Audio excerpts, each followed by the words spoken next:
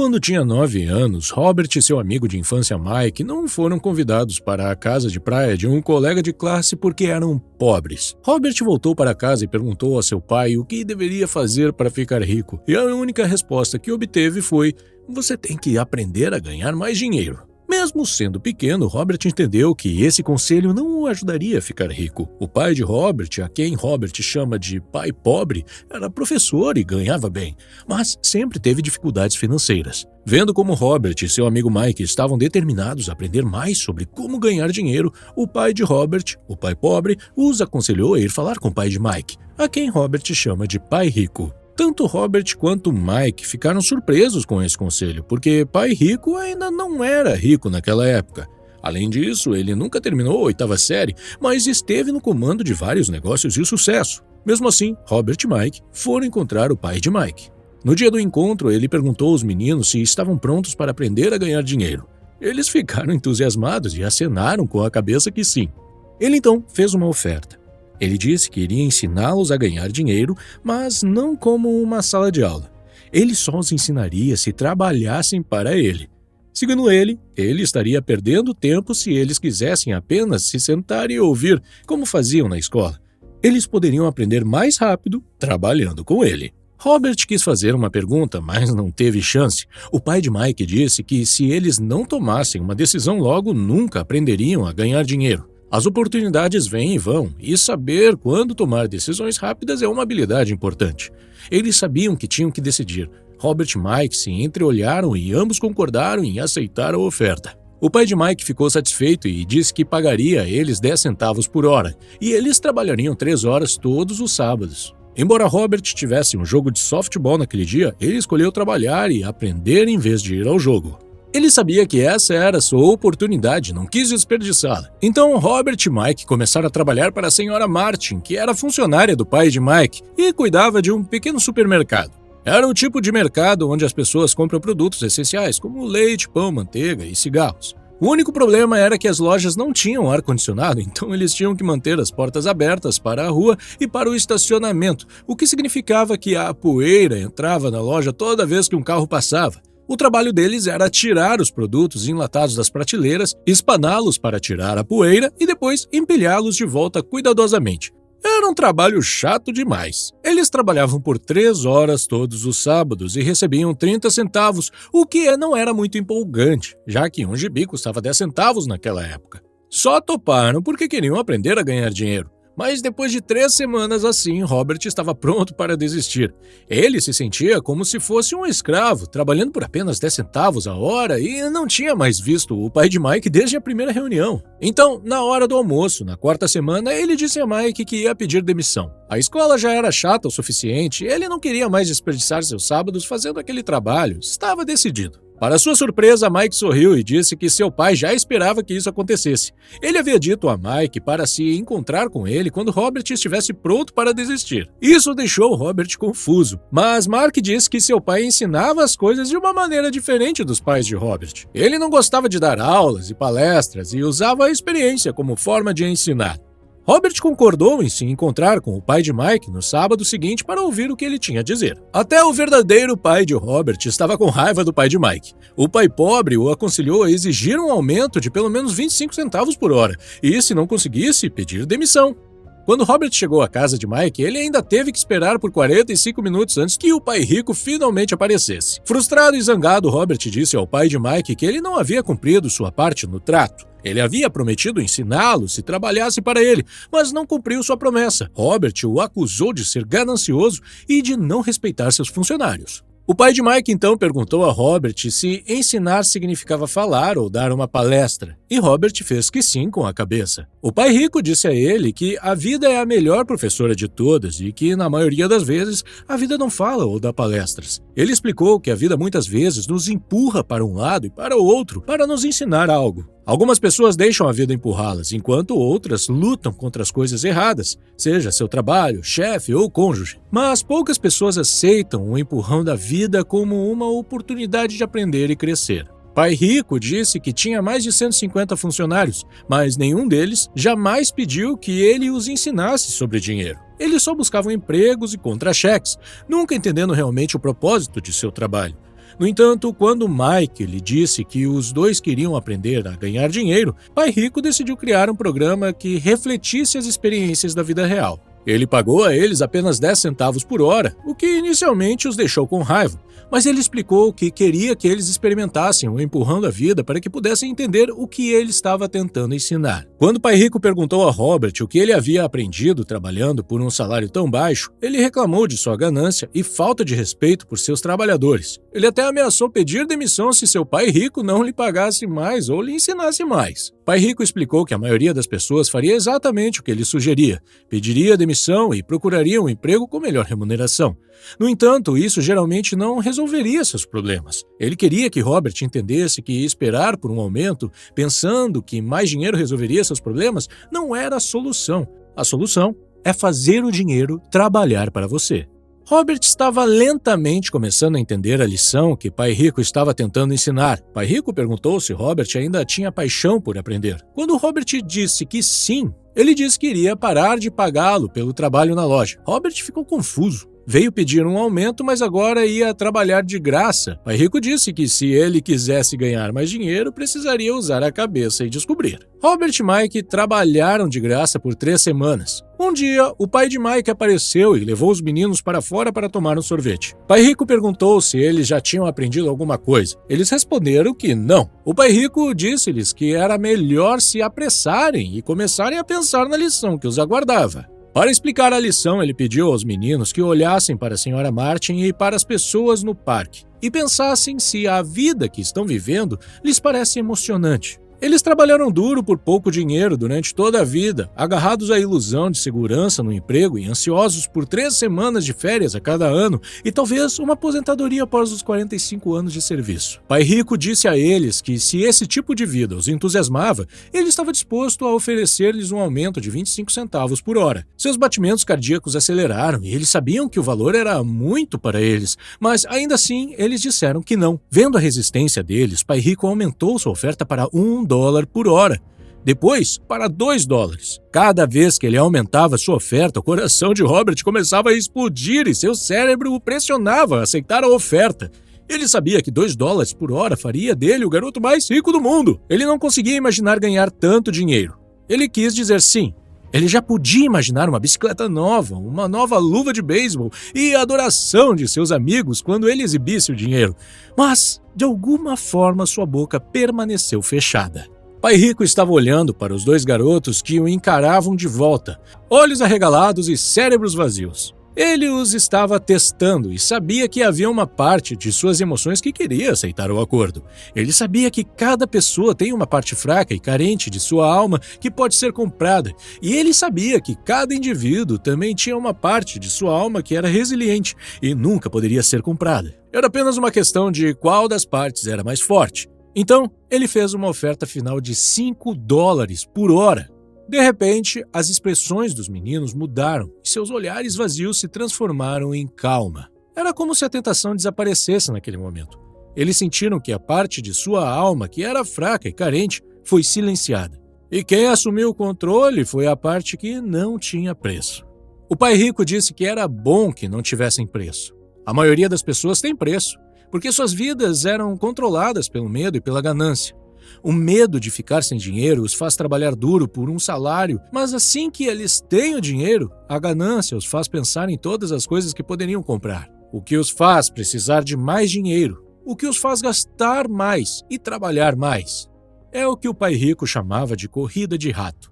Mike perguntou se havia outra maneira e Pai Rico disse que sim, mas poucas pessoas sabem disso. Mike queria saber qual era. E Pai Rico disse que aprenderiam trabalhando com ele de graça. Mike pediu uma pista e Pai Rico respondeu que o primeiro passo é dizer a verdade. Quando questionado sobre qual verdade, ele respondeu que era sobre como eles se sentiam, e eles deveriam confessar para si mesmos, não para os outros. Pai Rico expressou dúvidas de que as pessoas que trabalham para ele sejam capazes de confessar sua verdade. Em vez disso, eles sentem medo de não ter dinheiro e respondem emocionalmente, em vez de logicamente. Eles não confrontam seus medos e suas emoções acabam por controlar seus cérebros. Eles trabalham para ganhar dinheiro, esperando que isso alivie seu medo. Mas isso nunca acontece.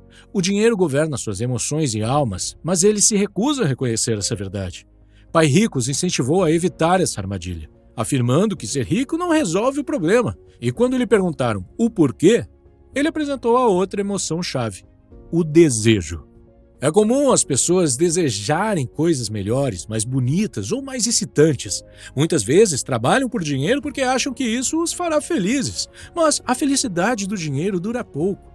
Muitas pessoas ricas são realmente movidas pelo medo, pensando que o dinheiro os fará se sentirem seguras. No entanto, acabam com medo de perder tudo, o que os deixa ainda mais ansiosas do que quando eram pobres. As emoções muitas vezes controlam nossos pensamentos e o medo pode nos levar a tomar decisões que não resolvem o problema real. Por exemplo, quando alguém tem medo de não ter dinheiro suficiente, pode pensar que conseguir um emprego é a única solução. Mas na realidade, o emprego é apenas uma solução temporária para um problema de longo prazo. É importante aprender a pensar por nós mesmos e não deixar que nossas emoções nos controlem. Pai Rico disse que viu esperança quando os 2 meninos concordaram em trabalhar de graça.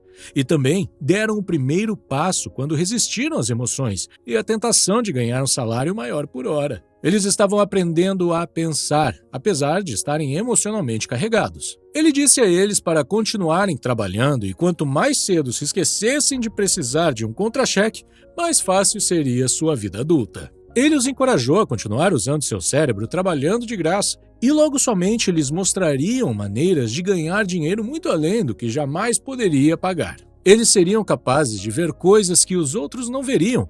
No momento em que vissem uma oportunidade, eles a veriam pelo resto de suas vidas. Os meninos seguiram o conselho de Pai Rico e logo viram uma oportunidade de criar uma biblioteca onde as crianças pudessem pagar uma taxa de admissão e ler quantos gibis quisessem. Eles contrataram a irmã mais nova de Mike para ser bibliotecária-chefe.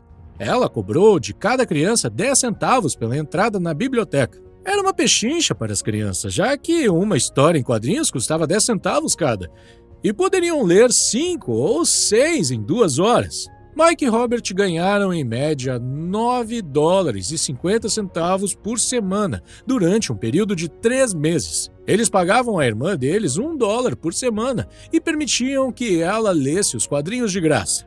Eles tiveram que fechar a biblioteca depois de 3 meses por causa de uma briga que aconteceu lá, mas já haviam aprendido como fazer o dinheiro trabalhar para eles, mesmo quando não estavam fisicamente presentes. Eles aprenderam a primeira lição: ricos não trabalham por dinheiro. Eles estavam prontos para aprender mais, e o pai de Mike estava pronto para ensiná-los. Lição 2. Por que ensinar literacia financeira?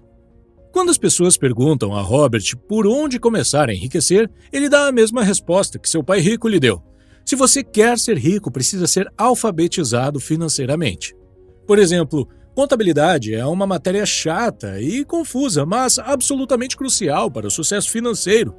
Para facilitar, Pai Rico usou figuras e uma linguagem simples para ensiná-la aos 2 meninos.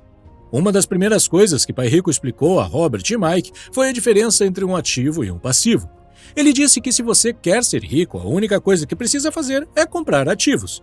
Isso é tudo o que você precisa saber para ficar rico. Mas, apesar de ser tão simples, é algo que muita gente não entende. Quando o Pai Rico explicou pela primeira vez a Robert e Mike, eles pensaram que estava brincando porque o conceito era muito simples. Como os adultos podem não entender isso? Todos não deveriam ser ricos então? O problema é que a maioria das pessoas foi educada de forma diferente por banqueiros, planejadores financeiros e outros. Então, eles precisam desaprender o que acham que sabe e por isso compram passivos pensando que são ativos. Robert usa definições simples para ativos e passivos. Ativo é algo que coloca dinheiro no seu bolso e passivo é algo que tira dinheiro do seu bolso. Este é o padrão de fluxo de caixa de um ativo. A parte superior do diagrama é um demonstrativo de renda, geralmente chamado de demonstração de lucros ou prejuízos. Ela exibe receitas e despesas, dinheiro que entra e dinheiro que sai. A parte inferior do diagrama é um balanço. Chama-se assim porque deve equilibrar os ativos contra os passivos. Os ativos aumentam sua renda. Eles colocam dinheiro no seu bolso. Por exemplo, se você tem uma casa e aluga, ela é um ativo, porque ela coloca dinheiro no seu bolso todos os meses. Este é um padrão de fluxo de caixa de um passivo. Um passivo tira dinheiro do seu bolso. Se você quer ser rico, o que precisa fazer é evitar passivos e, em vez disso, comprar mais ativos. Por meio desses diagramas simplificados, você pode facilmente verificar como cada pessoa lida com o dinheiro. Robert diz que muitas vezes os endividados acham que a resposta para o problema é ganhar mais dinheiro. Só que mais dinheiro nem sempre resolve os problemas, e ainda por cima pode agravá-los. É por isso que muitas pessoas que recebem um súbito ganho inesperado, ganham na loteria ou recebem uma herança, conseguem acabar com tudo rapidamente. Um aumento no caixa só resulta em um aumento nos gastos. O que falta para muitas pessoas é educação financeira. É por isso que algumas pessoas podem ter sucesso em suas profissões e ainda assim ter problemas financeiros. Eles podem ter aprendido como ganhar dinheiro, mas não como administrá-lo. As pessoas podem ser muito inteligentes e ainda ser analfabetas quando se trata de finanças. Elas aprendem a trabalhar por dinheiro, mas não como fazer o dinheiro trabalhar para elas. Muitas pessoas ainda acreditam que sua casa é um ativo, mas Robert ensina que uma casa é um passivo, porque tira dinheiro do seu bolso por meio de impostos e outras despesas. Isso não significa que você não possa comprar uma casa. Você pode, claro, mas primeiro compre ativos que gerem o fluxo de caixa necessário para pagar a casa. Robert diz que se você quiser ficar rico, tudo o que precisa fazer é comprar mais ativos geradores de renda e manter seus passivos e despesas baixos. E quando você saberá que possui riqueza suficiente? Robert usa a seguinte definição para riqueza. Riqueza é a capacidade de uma pessoa sobreviver tantos dias à frente. Ou seja, se eu parasse de trabalhar hoje, quanto tempo poderia sobreviver? Outra forma de dizer, riqueza é a medida do fluxo de caixa da coluna de receita em comparação com a coluna de despesas. Quando seus ativos geram receita suficiente para cobrir suas despesas, você é rico, mesmo que ainda não seja. Lição 3. Cuide de seus negócios. Um amigo de Robert foi a uma palestra de Ray Kroc, o fundador do McDonald's, na Universidade do Texas em 1974. Depois da palestra, Ray concordou em se juntar aos alunos em seu ponto de encontro favorito para tomar uma cerveja. Ele perguntou aos alunos em que negócios eles achavam que ele trabalhava. A princípio, eles riram e depois responderam que ele vendia hambúrgueres, é claro. Mas Ray disse a eles que não estava no negócio de hambúrgueres, mas no ramo imobiliário. Ele sabia que o terreno e a localização de cada franquia eram os fatores mais importantes para seu sucesso. Hoje, o McDonald's é o maior proprietário individual de imóveis do mundo, possuindo alguns dos cruzamentos e esquinas mais valiosos do mundo. Há uma grande diferença entre sua profissão e seu negócio. Frequentemente, Robert pergunta às pessoas, qual é o seu negócio? E eles dizem, eu sou um banqueiro. Então ele pergunta se eles são donos de bancos. E eles geralmente respondem, não, eu trabalho lá. Nesse caso, eles confundiram sua profissão com seus negócios. Sua profissão pode ser banqueiro, mas eles ainda não têm seu próprio negócio. Há muitas pessoas que trabalham para os outros, trabalham para seus empregadores, para seu governo, quando pagam impostos, e para seu banco, quando pagam hipotecas e financiamentos. O que Ray Kroc e o pai rico sabiam era o segredo número 3 dos ricos. Cuide de seus negócios. Não passe a vida inteira trabalhando para outras pessoas. Muitas pessoas passam a vida cuidando dos negócios de outras pessoas e tornando-as ricas. Cuidar do seu negócio não significa necessariamente abrir uma empresa, embora para algumas pessoas seja o caso. Em vez disso, seu negócio gira em torno de sua coluna de ativos, não de sua coluna de receita. Mantenha seu emprego diurno, mas comece a comprar ativos reais, não passivos que perdem valor assim que você finaliza a compra. Mantenha as despesas baixas, reduza os passivos e construa diligentemente uma base sólida de ativos. Os pais precisam ensinar isso aos jovens antes de saírem de casa, para que entendam o que é um verdadeiro bem e não se vejam presos a um estilo de vida repleto de dívidas. Robert diz que os ativos de verdade se enquadram nas seguintes categorias. 1. Negócios que não requerem sua presença.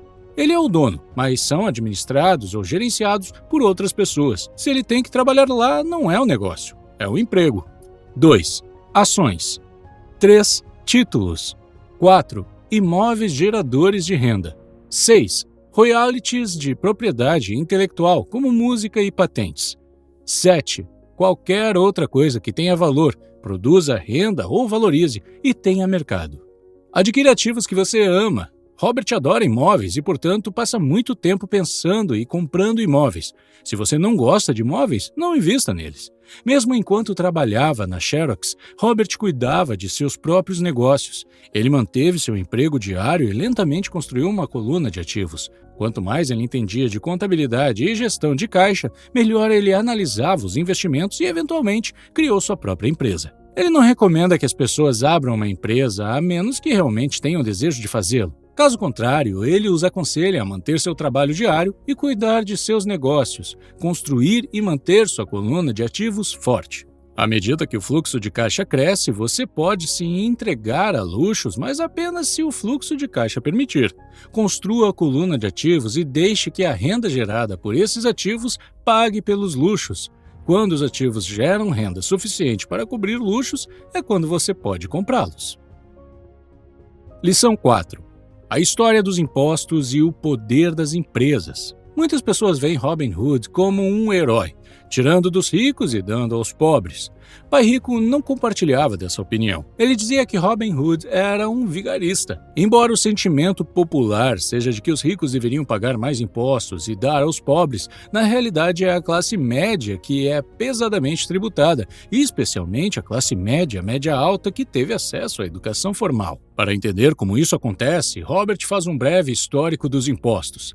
Na Inglaterra e nos Estados Unidos, originalmente não havia impostos, apenas taxas temporárias ocasionais para pagar coisas como guerras. Em 1874, a Inglaterra tornou o imposto de renda uma taxa permanente para seus cidadãos. E em 1913 foram os Estados Unidos que tornaram permanente o imposto de renda. Esses países conseguiram que os impostos fossem aceitos pela maioria porque inicialmente eram cobrados apenas dos ricos. No entanto, embora o imposto de renda tenha sido criado para punir os ricos, acabou punindo aqueles que votaram na existência do imposto, ou seja, os pobres e a classe média. Pai Rico explicou que ele e Pai Pobre eram opostos. O pai pobre, como funcionário do governo, era recompensado se gastasse dinheiro e contratasse pessoas, tornando sua organização maior. Mas o pai rico, quanto menos pessoas ele contratava e quanto menos dinheiro gastava, mais respeitado era por seus investidores. O pai pobre acreditava sinceramente que o governo deveria ajudar as pessoas. Para Robert, foi um desafio trabalhar para um dos maiores capitalistas da cidade e voltar para a casa de um importante líder do governo. Não era fácil saber em qual pai acreditar. Mas com o tempo, enquanto Robert estudava a história dos impostos, ele viu uma perspectiva interessante. À medida que o apetite do governo por dinheiro crescia, os impostos logo precisariam ser cobrados da classe média e, a partir daí, eles continuariam indo para as classes cada vez mais baixas. Mas os ricos viram uma oportunidade porque eles não jogam com as mesmas regras. Corporações que se tornaram populares na época dos navios à vela ofereciam uma maneira de contornar os impostos. Compreender a estrutura corporativa legal deu aos ricos uma grande vantagem e permitiu-lhes ser mais espertos que os intelectuais. Uma corporação é simplesmente um documento legal que cria uma entidade legal. Não é realmente uma coisa, não é uma fábrica ou um grupo de pessoas, mas oferece uma taxa de imposto de renda mais baixa do que os indivíduos têm. É por isso que a maioria das pessoas ricas do planeta não paga impostos ou paga uma porcentagem muito pequena de sua renda como impostos. Tentativas de punir os ricos raramente funcionam porque os ricos encontram maneiras de minimizar sua carga tributária. Lição 5. Os ricos inventam o dinheiro. Nossa mente é o ativo mais importante. Se você a treinar do jeito certo, milhões podem ser feitos a partir de uma simples ideia ou de um acordo. Se você aumentar sua inteligência financeira, começará a ver coisas que os outros não veem. Em outras palavras, você começará a inventar dinheiro. Por exemplo, no início dos anos 90, a economia do Arizona, nos Estados Unidos, era terrível. Enquanto a maioria das pessoas estava assustada e alerta por causa da crise econômica, Robert e sua esposa Kim ganharam muito dinheiro. Robert dá um exemplo de compra de uma casa no valor de $75 mil por $20 mil. Eles tiveram que dar $2 mil como entrada, mas não tinham. Então, pediram ao amigo que emprestasse $2 mil por uma taxa de $200. O amigo concordou e, enquanto a compra estava sendo processada, Robert veiculou um anúncio anunciando a mesma casa de $75 mil por apenas $60 mil. E não exigiu nenhum pagamento inicial dos compradores. Assim que a casa passou a ser legalmente sua, ele a vendeu em minutos. E os 40 mil foram criados quase que do nada. Tempo total de trabalho, 5 horas. O que este exemplo simplificado ilustra é como as ideias podem gerar centenas de milhares de dólares se você melhorar sua inteligência financeira e ver o que os outros deixam passar. Robert diz: os mercados sobem e caem, os investimentos vêm e vão. O mundo está sempre oferecendo a você oportunidades únicas. Você simplesmente precisa ser capaz de vê-los. Quanto mais você desenvolver sua inteligência financeira, o que leva tempo, mais oportunidades lhe serão oferecidas. Há muitas mudanças pela frente no nosso mundo, e desenvolver seu QI financeiro permite que você veja esse futuro de mudanças através das lentes da animação, não do medo. Você verá as oportunidades e agirá sobre elas, ao contrário daqueles que permitem que seu medo os mantenham afastados, observando os outros avançarem com ousadia. Por exemplo, terra era riqueza há 300 anos. Mais tarde, a riqueza estava nas fábricas e na produção. Hoje a riqueza está na informação, mas a informação voa pelo mundo na velocidade da luz, e esse processo será mais rápido e dramático com o passar do tempo. Lição 6. Trabalhe para aprender, não por dinheiro. Robert foi entrevistado há alguns anos em Singapura por uma jornalista, que ao longo da conversa revelou que queria se tornar uma autora de best-seller como ele, mas seus romances, que todos diziam excelentes, nunca venderam bem. Robert sugeriu que ela fizesse um curso de treinamento em vendas, e isso ofendeu a repórter, que disse ter mestrado em literatura inglesa e não via como aprender a vender poderia ajudá-la. Na verdade, ela odiava vendedores.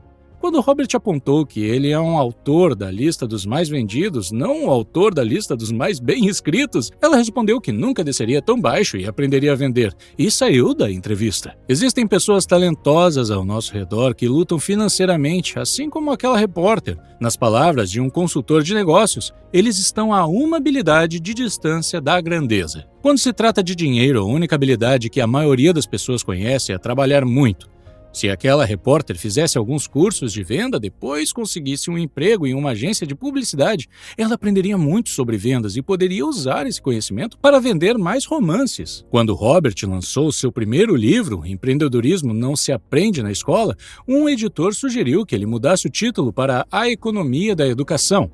Mas Robert sabia que esse título não venderia bem. Mesmo sendo pró-educação, ele escolheu um título polêmico porque sabia que isso levaria a mais programas de TV e rádio. E funcionou. Pai Rico incentivou Robert a aprender um pouco sobre muito. É por isso que Robert e seu amigo Mike trabalharam em tantos empregos enquanto cresciam para ganhar uma variedade de experiências. A maioria das pessoas trabalha duro para conseguir um emprego seguro, concentrando-se em salários e benefícios a curto prazo. O que eles devem fazer é procurar um trabalho que lhes ensine as habilidades necessárias. Robert recomenda uma visão de longo prazo. Em vez de simplesmente trabalhar por dinheiro e segurança, arrume um segundo emprego para aprender uma segunda habilidade. Muitos resistirão a isso, porque não estão prontos para a mudança. Mas é como ir à academia. Você pode ter que se convencer a iniciar, mas ficará muito feliz por ter ido depois que o treino terminar. O pai pobre queria que Robert se especializasse, embora isso não tenha funcionado bem em sua própria vida. Ele nunca entendeu que quanto mais especializado você se torna, mais você fica preso e dependente dessa especialidade. Pai Rico, por outro lado, incentivou Mike e Robert a se prepararem e aprenderem sobre diversas áreas de negócios. Segundo Robert, as principais competências necessárias para o sucesso são: 1. Gestão do fluxo de caixa. 2. Gestão de sistemas. E 3. Gestão de pessoas. E as habilidades especializadas mais importantes são vendas e marketing. São habilidades que Robert desenvolve constantemente, participando de cursos ou comprando recursos educacionais para ampliar seus conhecimentos. Lição 7. Superando obstáculos. Há 4 principais razões pelas quais as pessoas não desenvolvem um fluxo de caixa abundante, mesmo quando são alfabetizadas financeiramente. São elas: 1. Medo. 2. Cinismo. 3. Preguiça. E 4. Maus hábitos. Vejamos cada uma delas. Superando o medo. Ninguém gosta de perder dinheiro. As únicas pessoas que nunca perderam dinheiro investindo são aquelas que nunca investiram. Todo mundo tem medo de perder dinheiro. A diferença é como você lida com o medo e a derrota. A principal diferença entre uma pessoa rica e uma pessoa pobre é como lidam com esse medo. Robert diz: "Nunca conheci uma pessoa rica que não tenha perdido dinheiro, mas não deixam que o medo os tire do jogo. A maioria das pessoas joga para não perder, quando precisa jogar para ganhar. E é por isso que tantas pessoas têm dificuldades financeiras. Elas podem até ter um portfólio seguro, sensato e equilibrado, mas não é um portfólio vencedor. Estão jogando para não perder. Por exemplo, um portfólio equilibrado não é uma coisa ruim, mas não vai ajudá-lo a ganhar muito. Não é assim que os investidores de sucesso jogam. Você deve ser um pouco desequilibrado no começo e colocar os seus ovos em algumas cestas e focar nelas." Superando o cinismo. Quer se trate de nossa própria dúvida ou das dúvidas de outras pessoas em nossas vidas, muitas vezes permitimos que a dúvida nos impeça de agir. Jogamos do jeito mais seguro e as oportunidades passam por nós. Robert compartilha um exemplo de um amigo que estava prestes a comprar uma propriedade para investimento por um ótimo preço, mas desistiu no último minuto quando um vizinho, que não era investidor, lhe disse que era um mau negócio. Se tivesse continuado, teria dobrado o valor investido e começado seu processo de abandonar a corrida dos ratos. Dúvidas e cinismo mantêm a maioria das pessoas pobres. Pai Rico gostava de dizer: "Os cínicos criticam e os vencedores analisam." Os vencedores mantêm os olhos abertos e veem as oportunidades que todos os outros deixam passar. Por exemplo, o mercado imobiliário é uma poderosa ferramenta de investimento para quem busca independência financeira. No entanto, sempre que Robert menciona imóveis, ele costuma ouvir: "Não quero consertar banheiros" ou "Não quero lidar com problemas dos inquilinos." Eles se concentram em banheiros e isso os mantém pobres. Superando a preguiça. Qual é a cura da preguiça? Um pouco de ganância. Isso pode ser difícil de ouvir porque muitos de nós fomos criados para ver a ganância ou a ambição como uma coisa ruim. Em vez de dizer "não posso pagar", mude sua mentalidade para "como posso pagar". Isso abre sua mente e o força a pensar em soluções. "Não posso pagar" é mentira. O espírito humano sabe que tudo pode. Ao dizer que não pode fazer algo, você está criando um conflito entre seu espírito e sua mente preguiçosa. Como posso pagar? Cria uma mente mais forte e um espírito dinâmico. Sem essa pequena ganância, o desejo de ter algo melhor não seria possível. Nosso mundo progride porque todos nós desejamos uma vida melhor. Novas coisas são inventadas porque desejamos algo melhor. Nós vamos para a escola e estudamos muito porque queremos algo melhor. Muita ganância é ruim, mas um pouco é motivação. Superando maus hábitos. Para ter sucesso, você deve desenvolver hábitos de sucesso. O pai pobre sempre pagava a todos primeiro e a si mesmo por último, mas raramente sobrava. Este era seu hábito. Pelo contrário, o pai rico sempre pagava a si mesmo primeiro, mesmo que estivesse com pouco dinheiro. Ele sabia que os credores e o governo reclamariam se ele não os pagasse. Isso motivou o pai rico a buscar outras formas de renda para pagá-los. Se ele se pagasse por último, não sentiria esse tipo de pressão produtiva. Obrigar-se a pensar em como conseguir uma renda extra para pagar os credores o fortaleceu. É isso por hoje. Resumi vários outros livros de Robert Kiyosaki. Se você estiver interessado, confira a lista de reprodução que você vê na tela. Obrigado por assistir!